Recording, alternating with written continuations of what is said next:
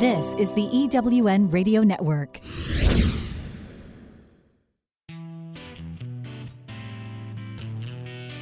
Welcome to Thriving Entrepreneur with your host, Steve Kidd, third-generation minister and business coach. Join Steve and his guests to get answers to your questions and help break through to the next level in your business. Hi, this is Steve. Welcome to Thriving Entrepreneur. Thanks for joining us today. If you happen to be from the UK and some of Tiffany's fan base that's tuning in for the first time, welcome. We're so glad to have you here with us. We are excited to be able to dig in with you today and to go maybe one level deeper than sometimes we look at things just below the surface and see that sometimes some of the greatest truths are hidden just below there. We want to bring to you today some hidden truths and some things to make you ponder and go, I wonder, and take your mind in a great direction. I love being able to present you with great best-selling authors who have come up with really wonderful books that allow you the ability to really stop and think or gain new knowledge or really go to a different level in your life and your business. And today is no exception. We want to really help you take that step just one deeper and really look at the hidden truth. So I'm here today with Tiffany Wardle. Tiffany has this amazing book. It's called Lemuria, Buried Truth. And I am so excited to be able to talk with you today about this, Tiffany, because I got to tell you honestly, other than the peaks of your book that I've done, I know absolutely nothing about this whole subject. So I'm going to be learning right along with the listeners today. But thanks for being here on the show with us here today. Oh, thank you very much for having me. So just briefly, tell us a little bit about why you're an expert in Lemuria, what you do so that people understand who you are. And Well, Steve, I'm a psychic by work. My career is I look into people's future and I also look at their past and their past lives. And I have been studying people's past lives for years. And I found out a lot of us may have connections to the lost city of Atlantis, for those of you who have heard of it, and also the lost continent of Lemuria.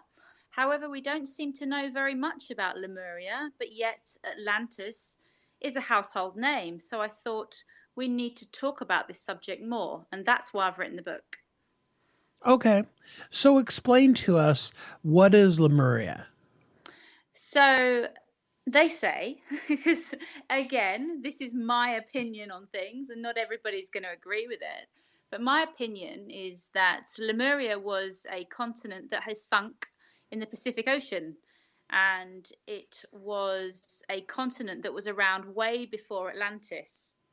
And the more I studied Lemuria, I traveled the world looking for research and evidence about Lemuria, the more I found. There's a lot of books out there about people's sightings of Lemurians or people who believe they were in Lemuria.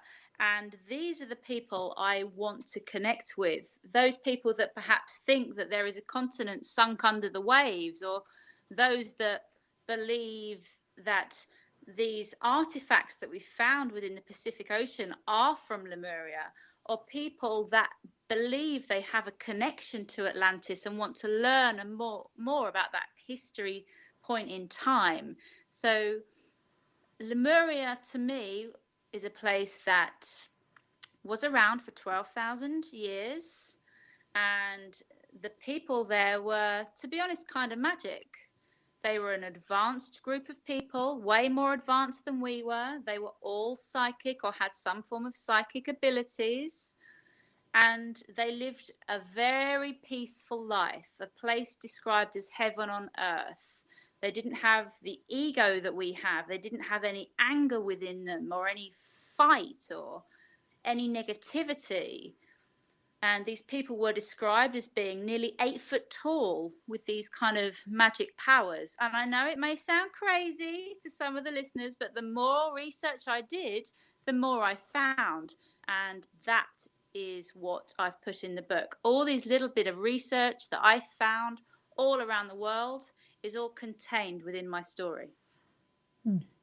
Well, no, and I know when I was going through doing some edits and stuff like that in the book, Yeah. what I found was if you hadn't just told us what your research found and you just simply picked up the book, that it is amazingly fun as just a story. And I'm not trying to diminish anything what you're saying, but I'm just saying Absolutely that not. it's a really, really fun story to read these people's lives. That is exactly the point, Steve. I've written this book because I have a real connection with Lemuria, and I believe I was there. And I believe that Atlantis was there and Atlantis did fall. Yes, I believe that. But I know there are other people out there who just want to read a good story, who just want to read a story about love, about war, about the sinking of a continent.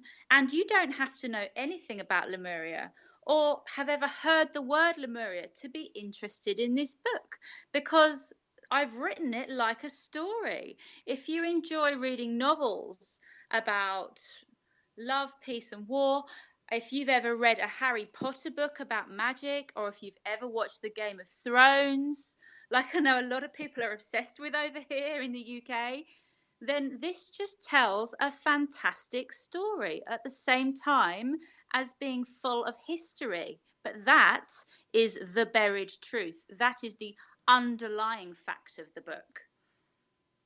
Well, and for sure, one takeaway that a person definitely can have from the book is the universal nature of life, love, war, those kind of things that have always existed and still exist here in our present.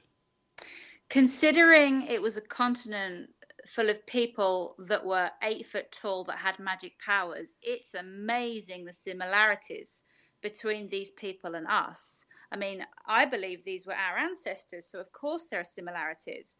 But if you look at the economy today and the world today, and warring continents or religion or two different types or groups of people that just don't get along, you'll see the same kind of story. It's a bit Romeo and Juliet, isn't it? You Mm. know, like two people falling in love from warring counterparts. It has a similar feel to it. That does sound like one of those kind of books that a lot of us that are into sci-fi, fantasy, those kind of things will pick up and read and really enjoy the story. Now, we're going to talk to you even more about Lemuria Hidden Truth here in just a minute. We're just going to take a quick commercial break, and then we will be right back here on Thriving Entrepreneur. Never has there been a better time for women to hack success. The shift is on and the breakthroughs are real. We're taking success to a whole nother level. Join us at the Women's Success Summit, a gathering of dynamic, smart women helping women. We want to learn about you and what you have to offer. Bring your A game and be prepared to transact some business. Oh, and by all means, dress to impress. Register at eWomenNetwork.com. You've heard Kathy and I talk about it. You've seen the workshops. You have watched as others of your friends have become a best-selling author. And now it's your turn. Let me ask you this. What would being a best-selling author do for your business? Over 80% of people surveyed said that they want to write a book, which means that if you're listening, you probably are one of those people. Now is your time because you have a message that needs to be shared. That message is not for you. It's not for your ego. It is because it serves other people. Kathy and I are here to help you share your unique brilliance with the world. All you need to do is go to WeHelpYouThrive.com, check us out, and find out how you can be a best-selling author today. Welcome back to Thriving Entrepreneur.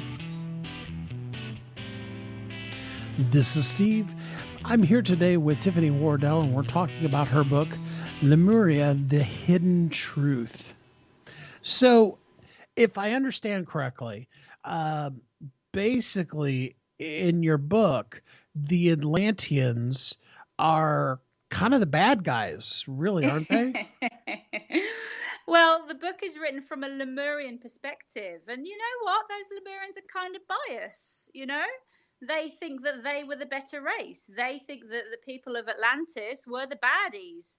They saw them as egotistical, and they were the guys who wanted war and power and money, whereas the Lemurians make themselves out to be heavenly beings and creatures of peace, if you like. But the book is written from a biased perspective, Steve. So if it was written by a person from Atlantis, it might have quite a different feel to it. That could be a fun book. I wonder if at some point in the future you'll also write somebody from Atlantis's perspective on that, so that there could be a little bit of balance in that. Well, yeah, but the Atlanteans, this is what they were feeling during that time. Steve, are you a mind reader? Yeah, that's a great idea, and one that I'm already thinking of. Well, that's awesome. So, let's dig a little bit deeper into the book. What is your favorite story from the book? Oh, that's such a good question, Steve, and it's one I haven't thought of. I love this question. My favorite story from the book, I think it's that there is one particular character who doesn't come into the book until kind of halfway through, and I don't want to ruin it for the readers. And it's got a twist in the story. I think everyone thinks this is going to end with Lemuria sinking, because that's no secret. I write at the very beginning, this continent sinks, but there's a twist. So there's a character that comes in halfway through who's got a love story, and she has a love for children, and she takes these children to Atlantis from Lemuria, the continent that apparently they are at war with. She takes the children to that continent and she makes it work. And I think that's a very good twist in the story. That is a fun twist. Mm. We're talking with Tiffany Wardle about her book, Lemuria, Buried Truth. It is such a fun book. And I love, Tiffany, that you're taking the approach of it of, I absolutely do believe that this is history, and it is real life of people's stories. But, if you don't really want to believe that, that's fine. Read the book anyway, because it really is a good book. Yeah, absolutely. I have been writing this book for 2 years, Steve, and every time I traveled to a different place, like I started writing it in California, I've been to Australia, New Zealand, Japan. I kind of saw different parts of this book in my head and put it all together. And I've got to be honest with you, Steve, when I was writing it, I was thinking, where am I going with this? All these different characters were kind of coming up into the story, and I was thinking, okay, there's a war, but then there's a love story, and then these warring continents are going to become friends, and then it's going to sink. And I was thinking, how is this all going to go together? But do you know what? Even though I didn't know where I was going exactly when I was writing it, it all pieced together so well, just as a good story, regardless of what people believe. Well, and that's so true. I mean, we deal a lot with authors, and when you start talking about stories, whether that be your own personal story or a story of somebody else that you're telling, you will kind of find that the book does kind of create its life, if you will. It kind of will naturally begin to develop itself into the story that needs to be told. Yes, absolutely. And I believe that within this isn't just one story, this is really is a story within a story. On one level you've got love, on another level you've got a very bloody war with killing and fighting. On another level, you've got a story about two continents that are perhaps there. On another level, it talks of psychic ability and magical powers. So if anybody's spiritual out there or wants to learn about spirituality, I've put a lot of education into the wording so that people might be able to understand clairvoyance more, or mediumship, or perhaps working with crystals, or those people who believe in natural healing. All of that is another layer within the book. So there's a lot of different layers within this, and that's why I've called it The Buried Truth. Lemuria, The Buried Truth, because it's what lies underneath that's quite important to the content of the book. So we talked a little bit about the conflict between Lemuria and Atlantis, but is there who's the really bad guy? Talk to us a little bit about him. Okay, so really bad guy. I love this because if I were talking to you from a Lemurian perspective, I could tell you who the bad guy was, and that is going to be the warriors and the captains in Atlantis, the guys who came over on their boat to Lemuria. They didn't warn the Lemurians that there was going to be a war, and they started killing people in their sleep because they wanted to rule. Atlantis wanted to be the ultimate rulers. And so how better to do that but to get rid of the Lemurians? So the really bad guy, let's go with the captain of the ship, who doesn't really believe in psychic ability, doesn't believe necessarily in healing powers, doesn't necessarily believe that our ancestors are with us, but he believes in war, and he believes that killing people is the way to go, and he doesn't show that much remorse. Yeah, he's the really bad guy, and I think when you look at his character, I think everybody will see similarities to perhaps people in the modern world, the modern day. But at the same time, he even changes his mind in the end. So there's a great twist even with the bad characters, with the bad guy. Well, and that is one of the elements that makes the book so much fun, is because, you mentioned Game of Thrones earlier, and Yeah. there are a lot of characters without, totally taking a right turn at Albuquerque here and just having the rest of the conversation be about Game of Thrones. There are a lot of people in there that are inherently not real good people that are some of the most popular, you know, people in the cast of Game of Thrones. And I think there's that element in your book too, where there are some very not so nice people that, throughout the course of the time you find yourself going, hey, but I kind of want to know what's going to happen next with this person, Yeah, exactly. And I think there are a lot of characters in the book, Steve, and I've just been talking about, say, one of the baddest characters, who's Captain Georges. But there are a lot of characters in this book. And at one point, I was thinking, how am I going to remember everybody's name? Because there are so many characters. But then you look at things like Game of Thrones, and there are, again, a lot of people in it, a lot of characters, but you get to know their personalities, you get your favorites, you get to know the ins and outs of these people, and then it stays with you. You do remember who the characters are. You do love to hate them. And it all comes together in the end. Even characters that we put in the book right at the beginning that you might have forgotten about, halfway through the book, everyone comes together in the end. So you know where everybody is in the final moments of Lemuria. The book is called Lemuria, The Buried Truth. And it is just a fun and amazing kind of a book to read, to get some deep information if you want to go that way with it. We technically have the book listed in the nonfiction category because there is a lot of truth. It is really written, intended to be a display of history, as opposed to just a fiction novel. But you most definitely could pick it up and read it as though you were reading, like you said before, the next Harry Potter book or whatever. Yeah, absolutely. I mean, I have been a Lemurian healing teacher for years now, and I've got people who are interested in Lemurian healing all over the world. And people contact me, and they have contacted me for years saying, I keep getting these images of this land sinking, and I really have a connection to it. I really believe I was there. I've had some ladies contact me from Australia saying, I had a dream last night that I was in Lemuria.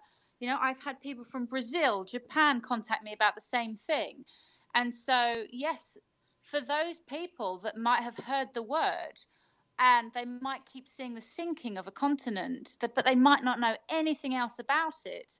I think this is going to be the first book ever on the shelves that tells a detailed story about what potentially happened during those final moments on Lemurian soil. It's a lot of fun. Mm. And this is, without having the list right in front of me, this is like what, your fourth or fifth book on different Yeah. elements of Lemuria. This is my fourth book, Steve, on spirituality. I've written about psychic abilities, I've written about crystals and energy points on the body, and I have written two specific books on just Lemuria. And this is the second one. But the first one is more of a healing book. If those of you who are interested in distance healing, natural healing, those that believe we can heal ourselves with the power of the mind, I've written more of a technical book on Lemurian healing, whereas this is the whole story. This is a much bigger book, much more content. It's the biggest, longest book I've ever written, and a lot more has gone into it. Hence why it's taken me 2 years to write it. And don't let that scare you off. It's only like about 300 pages. So it's an average book size. It's not like we're talking, and the book is the size of War and Peace. Not at all, not at all. Tiffany are going to be back here in just a couple minutes to talk to you more about Lemuria, the hidden truth, so that you really can understand. It's a fun story, and there's just some stuff that's hidden just beneath the surface. So don't go away. We'll be right back here on Thriving Entrepreneur. This is the EWN Radio Network. Never has there been a better time for women to hack success. The shift is on and the breakthroughs are real. We're taking success to a whole nother level. Join us at the Women's Success Summit, a gathering of dynamic, smart women helping women. We want to learn about you and what you have to offer. Bring your A game and be prepared to transact some business. Oh, and by all means, dress to impress. Register at eWomenNetwork.com. You've heard Kathy and I talk about it. You've seen the workshops. You have watched as others of your friends have become a best-selling author. And now it's your turn. Let me ask you this. What would being a best-selling author do for your business? Over 80% of people surveyed said that they want to write a book, which means that if you're listening, you probably are one of those people. Now is your time, because you have a message that needs to be shared. That message is not for you. It's not for your ego. It is because it serves other people.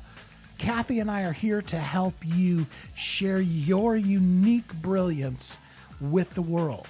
All you need to do is go to WeHelpYouThrive.com, check us out, and find out how you can be a best-selling author today. Welcome back to Thriving Entrepreneur. This is Steve, and I'm here with Tiffany Wardle. We're talking about her book, Lemuria, The Hidden Truth. Now we want to dive just a little bit deeper into what is the hidden truth. I think you're going to be excited to hear some of this. We've talked a lot about the story end of things, but let's go the other direction for a little bit here now and talk about some of the buried truths that are inside of it, that are very much the core of what you do for a living.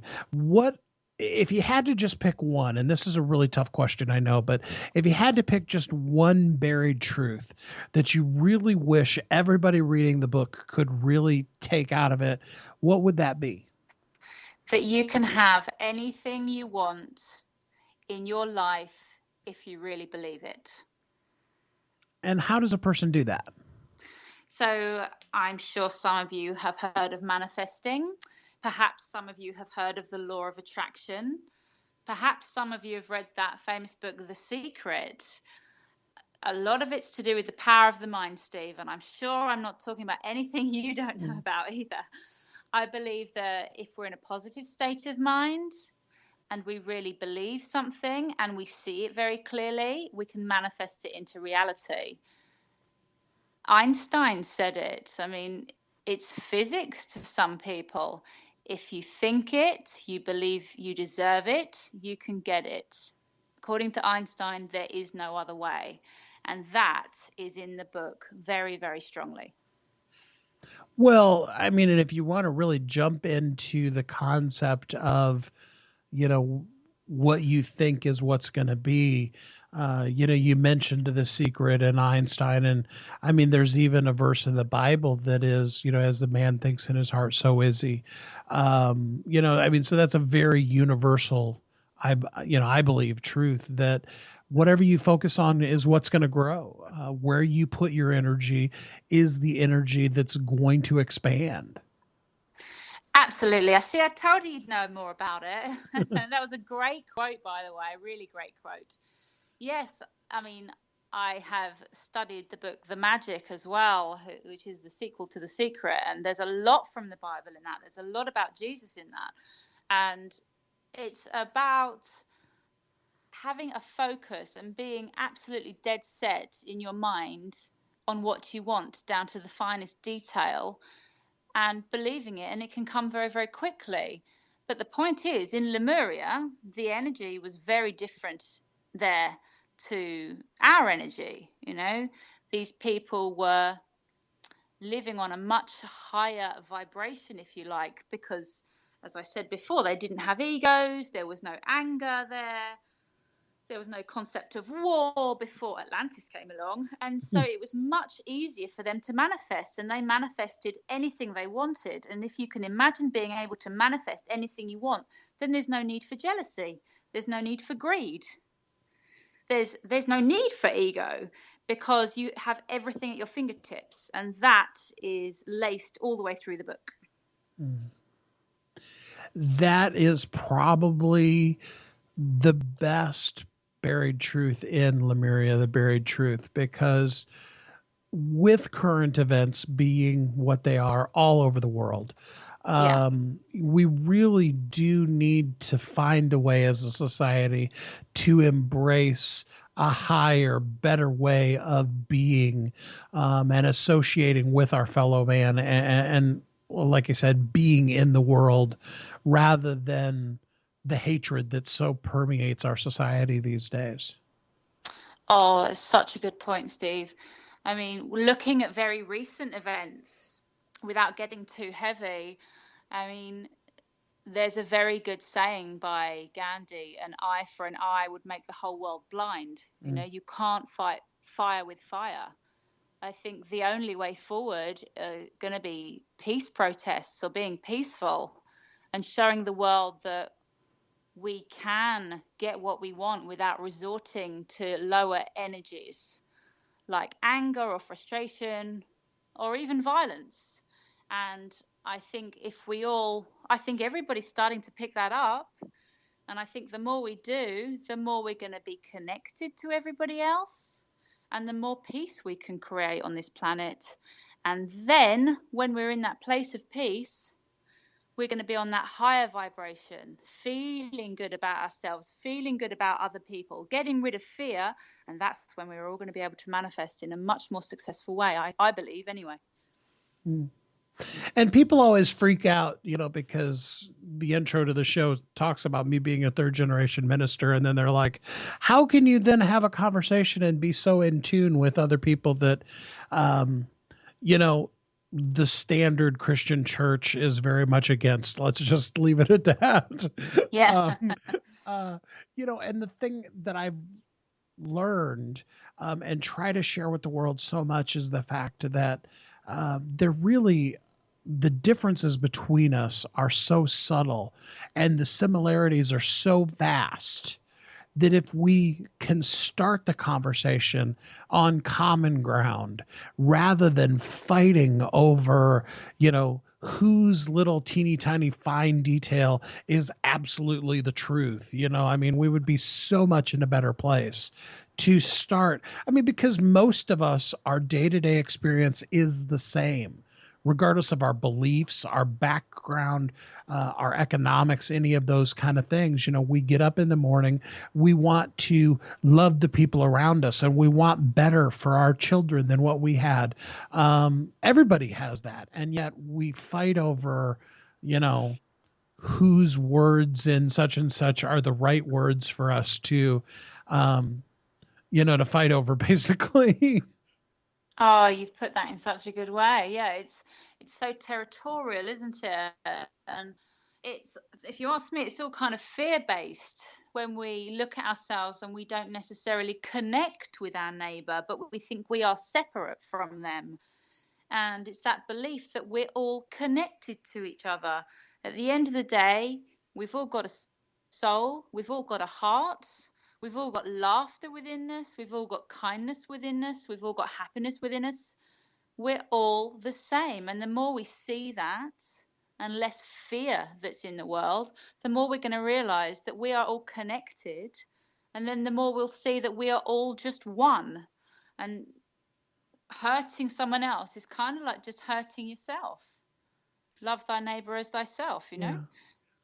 Well, and ultimately, if there are things that need to be changed in society, because I think all of us believe in some respect or another in moral absolutes. Um, but we can't get to those conversations until we're having a conversation. And when we're screaming at each other about what little thing we know we're right about, nobody's hearing any of that. Absolutely. I mean, I was listening just recently to the Dalai Lama, and he was asked a question about, oh, how do we deal with two warring countries, or two people that don't get along or have a completely different viewpoint, who are just, as you said, shouting or screaming at each other? And his answer was, you just listen. And then when they have finished talking, you say, what else can I do? Please do talk some more. Because at the end of the day, what I learned from listening to him was that it's all about communication. And if we're screaming at each other, no one's going to hear a word. It's just about understanding what the other person needs and wants and where that need has come from. And once they've talked it through, they've got it all out. They've said it all, rather than two warring people who would rather be right than be happy. Well, and it brings me back to something that I was curious about earlier when we were talking. You've done a lot of research in Lemuria. I'm assuming that because of that, you also already know quite a bit about Atlantis too. Both of them having the end point being that their civilization sank. Yes. Is there a connection between that warring, that discord that led to the sinking? I mean, some people believe it was that the gods weren't happy. That's what they believed. The gods weren't happy, and therefore they sank the continent. But what's interesting, Steve, is that they say Lemurians could live for up to 15,000 years. That's a long time. Yeah. And they didn't age either. But that is by the by. The point is that the gods apparently told the Lemurians that the continent was going to sink in 500 years' time. So these people were still going to be alive. So they were told, it's not working, we're going to sink this continent, because the wars, the ego, it wasn't working. Apparently they tried 5 times with Atlantis. They rebuilt the civilization 5 times, and 5 times it ended up with people manifesting for their own greed. And that's not what was apparently supposed to happen. So yeah, there are theories that they already knew it was going to sink, but they chose to stay anyway. Lemuria, the buried truth. So many layers to this book. It may very well be one of those kind of books that not only do you just want to read, of course, obviously you want to do that, but that you may want to go back through and start asking yourself, what is the buried truth in here for me? I really would encourage everybody, if you can take a look at it with an open spirit, as opposed to judging it with your preconception, that there could be a buried truth in there for you too. That's a great point, and I think one that is very much in my heart and was in my mind when I was writing. I wanted to make sure it struck a chord with everybody, whether it's looking at people's love lives, or the love for their family, or the love for where they live and their surroundings, or nature, or Mother Earth, whatever it is, there's something that would strike a chord there with everybody. Well, hopefully by now you are absolutely 100% convinced that you need to get Lemuria, the Buried Truth, written by Tiffany Wardle. And you can do that by going to Amazon.com. Tiffany's name is spelled Tiffany Wardle.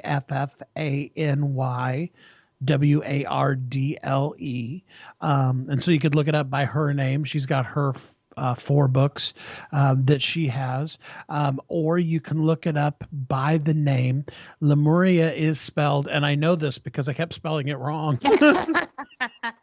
It's spelled Lemuria. So Lemuria, the Buried Truth. And you definitely want to go on to Amazon and get that book. You'll be glad that you did. Tiffany, I really appreciate you taking the time with us today to share with us some buried truths, and of course, obviously, your book. And I really do hope people will run out and get Lemuria, the Buried Truth. Thanks for being here with us. Oh, Steve, it's been an absolute pleasure talking to you. Thank you so much. I hope you really enjoyed that. It's a lot of fun. Like you said, it's a great story just from a reading standpoint. But I hope that when you pick it up and when you read through it, that you will dig just a little bit deeper, just beyond the fun story of the Lemurians and what they went through. But maybe you too can find the hidden truth. We've got another great author that we're going to be bringing up to you here in just a second. But first, we're going to take another quick commercial break, and then we'll be right back here on Thriving Entrepreneur. Never has there been a better time for women to hack success. The shift is on and the breakthroughs are real. We're taking success to a whole nother level. Join us at the Women's Success Summit, a gathering of dynamic, smart women helping women. We want to learn about you and what you have to offer. Bring your A game and be prepared to transact some business. Oh, and by all means, dress to impress. Register at eWomenNetwork.com. You've heard Kathy and I talk about it. You've seen the workshops. You have watched as others of your friends have become a best-selling author. And now it's your turn. Let me ask you this. What would being a best-selling author do for your business? Over 80% of people surveyed said that they want to write a book, which means that if you're listening, you probably are one of those people. Now is your time, because you have a message that needs to be shared. That message is not for you. It's not for your ego. It is because it serves other people. Kathy and I are here to help you share your unique brilliance with the world. All you need to do is go to WeHelpYouThrive.com, check us out, and find out how you can be a best-selling author today. Welcome back to Thriving Entrepreneur. This is Steve. Welcome back. I hope you enjoyed the discussion that Tiffany and I had about her book. Now we want to bring you another best-selling author. Jamie Varillo has a book that really is going to help you see in a completely different light those precious, wonderful animals that you share the house with, or as I often say, that allow you to share their house with them. I really encourage you to stick around. I'm glad for those of you that this is the first time listening in, that you are going to also check out this amazing best-selling author with me and really find out how to speak the language of your animals. You know, often when we look at our animals, of course we love them, but we don't maybe realize all of the things that our animals can teach us. And so Jamie is here today to help us be aware of just how much our animals can bring to the relationship. Hey, Jamie, thanks for being here with us today. Hey, thanks for having me, Steve. So tell everybody a little bit about your background. Well, my background, going back to where I started with the knowingness around animals, started pretty much like at a young age, and I just loved animals as a kid, and we had some pets in the family, and from that it kind of shifted into a horse racing career for about 20 years, where I just kind of like literally showed up on the backstretch of Saratoga Harness in 1974, and all of a sudden it was like stepping into a world I felt very familiar with without having any formal training or background in. That was like a 20-year stint. And I spent another 20 years dabbling in the healing arts, kind of like the spiritual world of seeking, finding, searching, and trying to find out the meaning of life and, you know, all that kind of good stuff. And the last 5 years, I've been involved in something called Access Consciousness that has just opened up my world around being with animals and the knowingness around that capacity to be with them and communicating with them and being able to receive gifts that they have been gifting me with. So the book is called Are You as Aware as Your Animals? I love the title because I think a lot of times we tend to look at our animal, whatever it is, a horse or a dog or a cat or whatever, and, wonder just how aware they are. But I think the book really brings to light some of the things that we don't realize that may be going on in their little minds while they're looking at us, laying there on the floor. Yeah, it is funny you mentioned that because it's a short book. It's a short story and, certainly a quick read.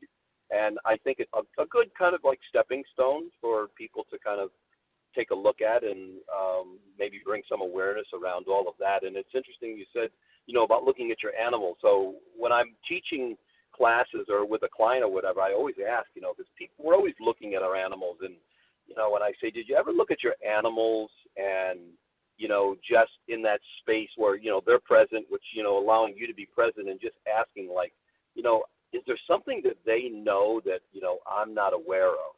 And when I say that to people, it's just like, I get this, so yeah. Well, we have this cute little Yorkie that, lives here, shares our house with us, or we share her house with her, however you want to put it. I got a Yorkie. I know exactly what you're saying. Yeah. And, it's so fun because there are times when she looks at us like, do you think I speak English? Because we'll be talking to her. And there are other times that you just know that she just knows exactly what you're saying.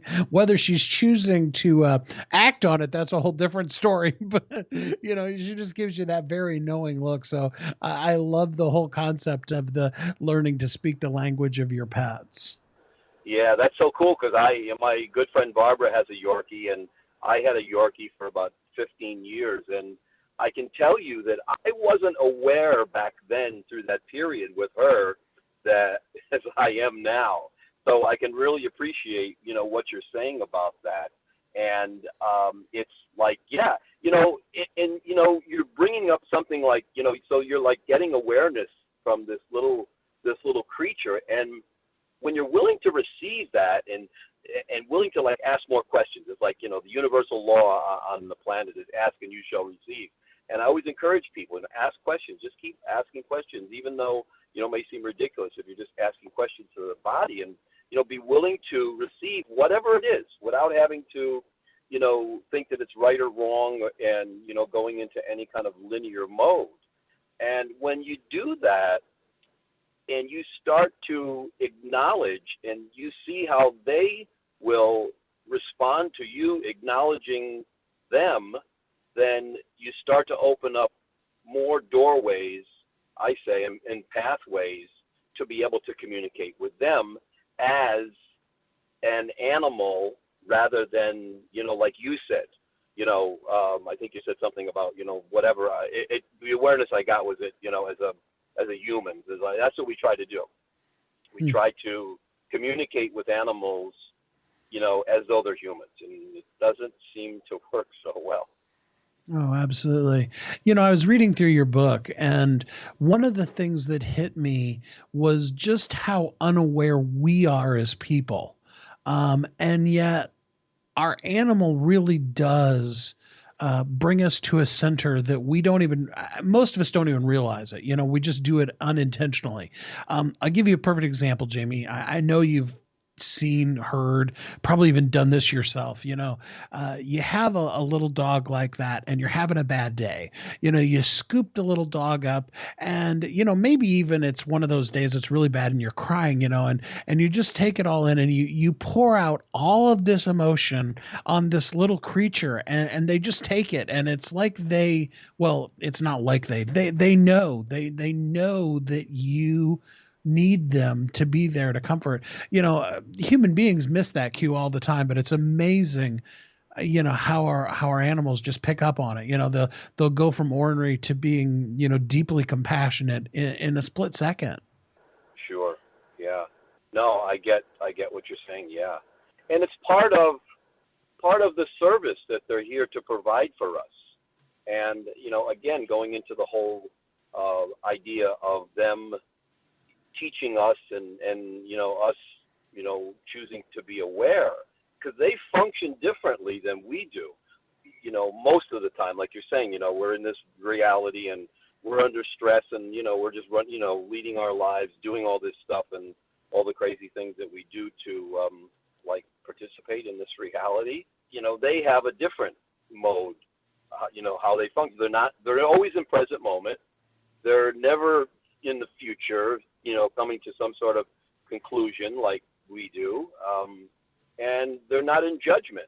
So they're willing to be present when we're having, just like you're saying, those moments where, you need something other than, the human contact, where someone might judge you for whatever is going on and not want to be able to receive you like the animals in that vulnerable state. Talk to us a little bit about the impact that really getting in tune with and connecting with our animals can do in our lives. Well, I would say one of the first things is, because we're talking about the things that we're doing, it's stress. How many people, I'm sure yourself, with your little Yorkie, the craziest things could be going on in your world and your day, but when you're with your dog, it's like a stress relief. So they can teach us to be present and to be in allowance of, all the insanity that's going on around the world, just to make some better choices of, as I say, of how to be.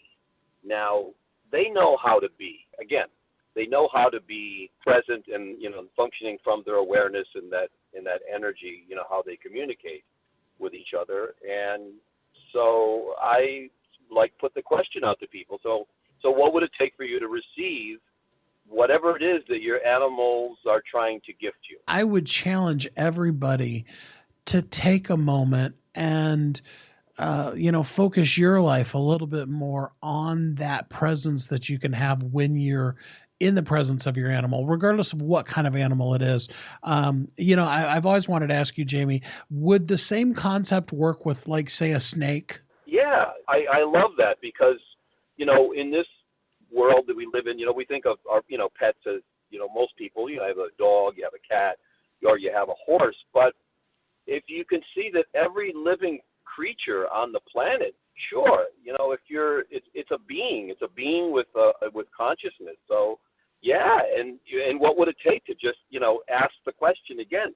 So, with a snake, so they'll show up in your world, and you can just ask the question. Oh, wow, this is interesting. So the snake appeared in my life. What's up with that? What's that all about? And when you're interested, when you're willing to ask that question, again, you have a possibility of receiving something that you could be aware of. I hope that's an epiphany for somebody that, even a snake, whether it's, your pet or it, goes across the sidewalk in front of you, why has it shown up rather than the freak out that often happens, when we're talking certain other kinds of animals. So Jamie, before we, end things here, I'd really like to leave people with something that they could take action on. So what is one thing that a person could really take action on, today to become more aware? What would it take for you to acknowledge your animals? What would it take for you to acknowledge that being for who it truly be, for what it is, for the contribution that it is in your universe, in your world, in your life? And when you start to acknowledge that presence of that, just see how your life can, see what happens in your world. See, it's amazing to me, and it's different for everyone. I'm not going to say that, you'll get the same awareness that I'll get, but, if you're willing to do that, play with it, have some fun with it. And I think in the end, that's really the biggest takeaway that I took from the book too, was, the being aware as our animals, learning to speak the language of our pets. It really does give us the capability of existing in a different state with the animal that's in our life, rather than that sometimes separation that happens there with our pet. We can really become in tune with them, and we can help them, which we hopefully do, but they can then in turn give back to us and help us. The name of the book is Are You as Aware as Your Animals? Learn to Speak the Language of Your Pets. It's by Jamie Varillo. You can get it now on Amazon.com. It's a great book. It's a really short read. You can read it in probably 15 to 30 minutes-ish, and really walk away with some very impactful, insightful ways to have a better life and really improve your existence here in the world. Jamie, thanks so much for taking the time today to share, your story with the pets, as well as, your journey here in life. Well, thanks for having me, Steve. I hope you did find some hidden truths, that you looked below to the next layer in the onion and saw some things today that are going to make you think and are going to take you just a little bit deeper. There's always things that we can learn in life. I really appreciate these amazing best-selling authors for sharing their stories with us and helping us really dig just a little bit deeper into some things that we may not have known about, or some new concepts that we can learn today. I really want to take just a minute here and encourage you, because inside of you, there's a story.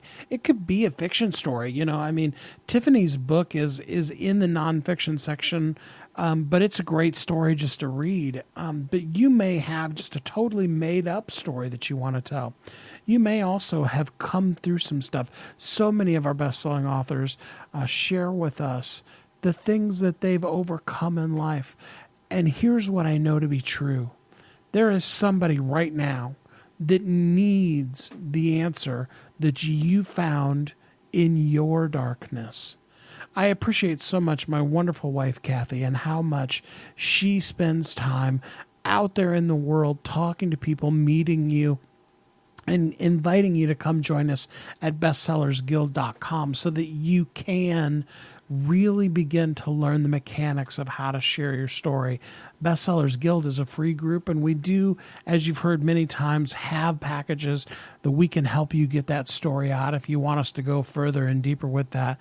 But I encourage you to, at the very, very least, join us at bestsellersguild.com, because I know that if you are one of 81% of the people that live here on the planet, so basically just about everybody, if you're alive, you probably have thought about writing a book.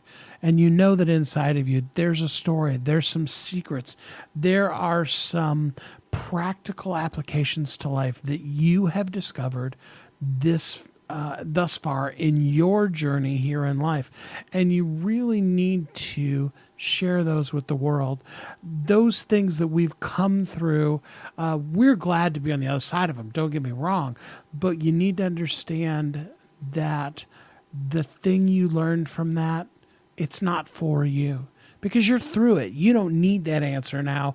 You've come out to the other end. But there are people who are at the beginning of that dark time, are in the middle, or maybe they're close to the end. Maybe they're really right there at the edge, and all they need is just a hand to reach in and help them take that last step back into the light. We can't afford as people to keep ourselves from one another. We need to share our stories, our successes, and yeah, even our failures, so that other people can see, hey, I'm not alone.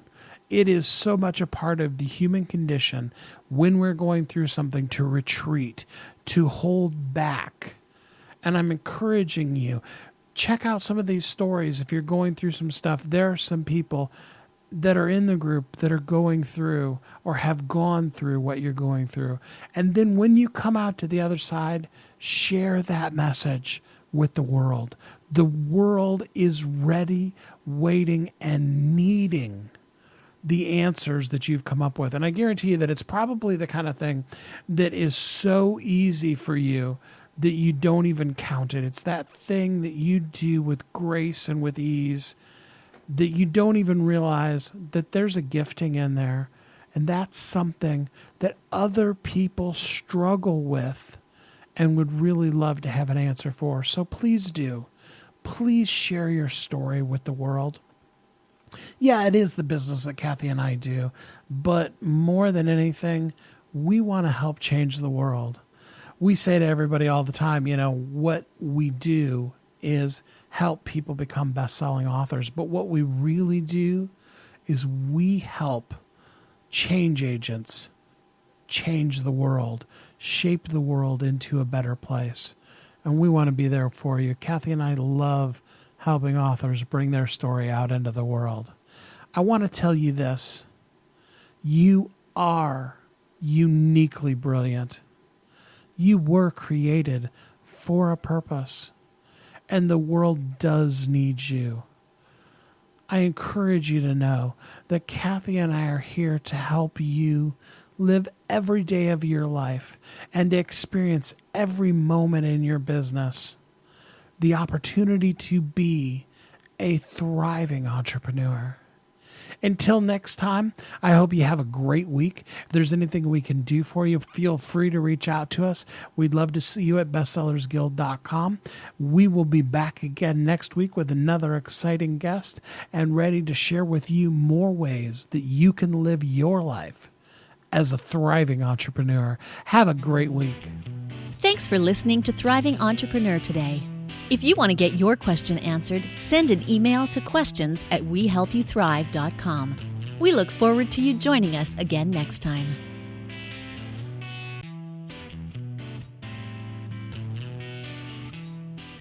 You've heard Kathy and I talk about it. You've seen the workshops. You have watched as others of your friends have become a best-selling author. And now it's your turn. Let me ask you this. What would being a best-selling author do for your business? Over 80% of people surveyed said that they want to write a book, which means that if you're listening, you probably are one of those people. Now is your time because you have a message that needs to be shared. That message is not for you. It's not for your ego. It is because it serves other people. Kathy and I are here to help you share your unique brilliance with the world. All you need to do is go to youthrive.com. Check us out and find out how you can be a best-selling author today.